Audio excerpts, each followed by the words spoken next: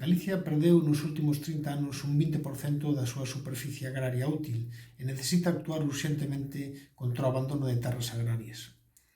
O Partido Popular presenta unha proposta de lei que está baseada nas propostas que os partidos da oposición levamos poñendo encima da mesa durante estes 12 anos. Incluso, algunhas das súas medidas xa foron aplicadas durante o goberno bipartito e posteriormente quedaron encima da mesa.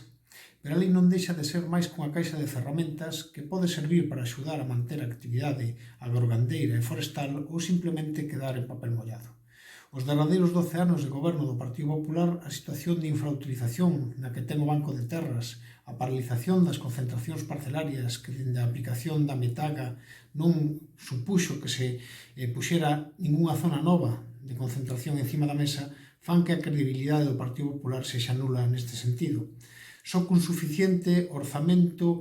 de acompañamento a dita lei, unha boa dotación de persoal e de medios á súa disposición, ademais dun cronograma claro de aplicación, sobre todo ata ter claro cal vai a ser o catálogo de usos do solo, poden facer válida unha lei que entendemos como caixa de ferramentas que é válida, pero que debe demostrar o Partido Popular que realmente a quere aplicar.